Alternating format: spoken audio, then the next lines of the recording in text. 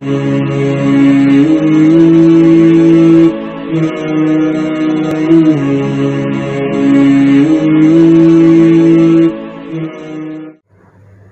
علیکم ورحمۃ اللہ وبرکاتہ۔ میں امید کرتا ہوں کہ آج تمام ساتھی خیر و عافیت سے ہوں گے۔ کل ہم نے ماشاءاللہ حروف لین میں سے پہلا لفظ پڑھ لیا، یعنی کہ زبر کے ساتھ واو مل کر کے آتا ہو تو اس کو حروف لین کہتے ہیں۔ اس کی آواز مجہول نہیں پڑھتے، معروف پڑھتے ہیں، او نہیں کرتے، او کرتے ہیں۔ اور یہ بھی دیکھ لیا تھا کہ اس کی آواز کو ذرا بھی لمبی نہیں ہونے دیتے۔ اب ہمارے پاس دوسرا حروف لین آ گیا، وہ کون سا ہے؟ یا۔ اور یا کے ساتھ بھی وہی سیم کنڈیشن ہے کہ جب وہ زبر والے لفظ کے ساتھ مل کر کے آئے، جیسے واو زبر والے لفظ کے ساتھ مل کر حرف لین کہلاتا ہے، ویسے یا زبر والے لفظ کے ساتھ مل کر حرف لین کہلاتی ہے۔ حرف لین یہ دو ہی ہیں، تیسرا کوئی نہیں ہے، ٹھیک ہے؟ ایک ہم نے پڑھ لیا، ایک ہم آج دیکھتے ہیں۔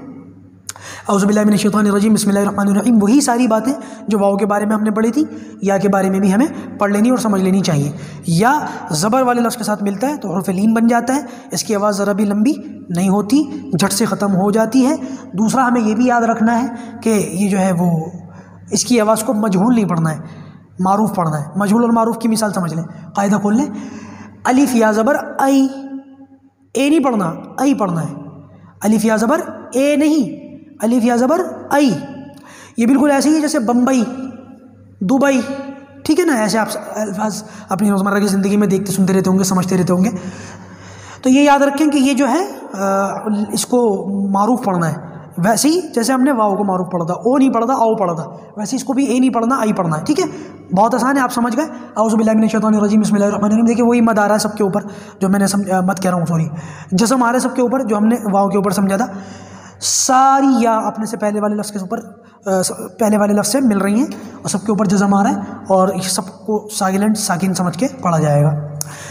الف یا زبر ای، با یا زبر بئی، تا یا زبر تئی۔ آپ محسوس کر رہے ہوں گے میں آواز لمبی نہیں کر رہا ہوں۔ سا یا زبر سی، جیم یا زبر جئی، ہا یا زبر ہئی، خوا یا زبر خوئی، دال یا زبر دئی، ذال یا زبر دئی، را یا زبر رئی، زا یا زبر زئی، سین یا زبر سئی، شین یا زبر شئی، صاد یا زبر صی، ضاد یا زبر ضئی، طا یا زبر طی، ظا یا زبر ضئی، عین یا زبر عی، غین یا زبر غی، فا یا زبر فی، قاف یا زبر قی، کاف یا زبر کئی، لام یا زبر لئی، میم یا زبر مئی، نون یا زبر نئی، واو یا زبر وئی، ہا یا زبر ہئی، حمزہ یا زبر ای، یا زبر یئی۔